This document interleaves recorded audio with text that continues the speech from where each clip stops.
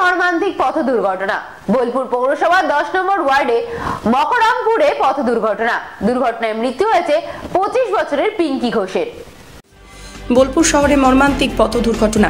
বোলপুর পৌরসভার 10 নম্বর ওয়ার্ডের মকরমপুরের পথ দুর্ঘটনা। এই পথ দুর্ঘটনায় ফের প্রাণ গেল এক তরতাজা যুবতী পিঙ্কি ঘোষ, বয়স 25। প্রতিদিনের মতো তিনি বিকালে নিজের কর্মস্থলে যাচ্ছিলেন। বোলপুর লালপুর কাছে রাস্তা এতটাই খারাপ যে লরির সঙ্গে পাশ কাটাতে গিয়ে লরিটি চাপা দিয়ে দেয় ওই মহিলাকে। সাথে সাথে তাকে স্থানীয় বাসিন্দারা তুলে বোলপুর মহকুমা হাসপাতালে নিয়ে যান এবং সেখানেই তার মৃত্যু হয়। এই ঘটনা আজকের নয়, এর আগেও আমরা বোলপুর মকরমপুর রাস্তা নিয়ে খবর করেছিলাম, কিন্তু কোনো সুরাহা মেলেনি। তাই আজ ফের এই দুর্ঘটনার কবলে পড়ে এক যুবতীর প্রাণ গেল। বারবার ঘটে যাওয়া সত্ত্বেও কোনো সদুত্তর মিলছে না মকরমপুর বাসিন্দাদের। তাই তারা আজ রাস্তায় টায়ার জ্বালিয়ে অনির্দিষ্টকালের জন্য রাস্তা অবরোধ করে রেখেছে। স্থানীয় বাসিন্দাদের দাবি, যতক্ষণ না এই রাস্তা ঠিক করার প্রতিশ্রুতি না পাচ্ছেন ততক্ষণ এই অবরোধ চলবে। ঘটনাস্থলে বোলপুর থানার বিশাল পুলিশ বাহিনী। পুলিশ ঘটনার তদন্ত শুরু করেছে সাধারণ মানুষের তরফ থেকে। এবং এই রাস্তাটা কি পজিশন হয়ে আছে এখন আমাদের জানা নাই। এটা কন্টিনিউ বহুদিন যাবৎ একই সেম অবস্থায় এবং কন্টিনিউ এরকম একটা ঘটনা ঘটে যাচ্ছে। মানুষ সেই জন্য তীতবিরক্ত হয়ে গেছে এবং মানুষের এই রাস্তায় যেতে ভয় করছে যে আর কখনো আরও কার অঘটন ঘটে যাবে, এই নিয়ে একটা সমস্যা। সেই জন্য আজকেও একটা ঘটনা ঘটে গেল। একটা মেয়ে যাচ্ছিল, ট্রাকের নিচে পড়ে গেছে, সেও মারা গেল। তার আগেও একটা ঘটনা বন্ধুমালা ক্লাবের ওখানে সামনে হয়েছে। এবং দেখা যাক, সবাই তো এই জায়গাটা নিয়ে এখন অবরোধ করেছে।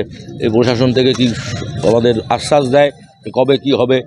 এবং এই চত্বরে সবথেকে বড় কথা, স্কুল আছে অনেকগুলো, 3-4টে স্কুল আছে এবং যে স্কুলের বাচ্চাগুলো টোটো যেতে পারছে না, টোটো উল্টে যাচ্ছে। বাচ্চা রিসেন্ট কটা বাচ্চা অ্যাক্সিডেন্ট হয়েছিল।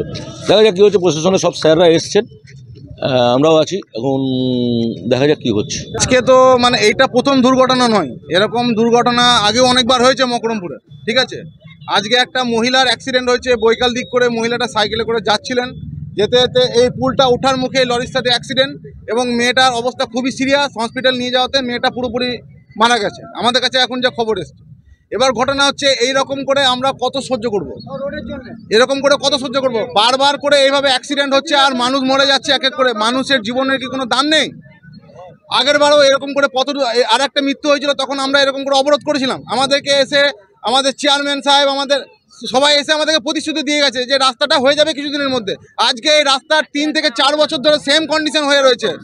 এখানে স্কুল থেকে শুরু করে হসপিটাল এবং অনেক দূর দূরান্ত পর্যন্ত বড় বড় গাড়ি, ডাম্পার, লরিতে গিয়ে রাস্তার অবস্থা খারাপ।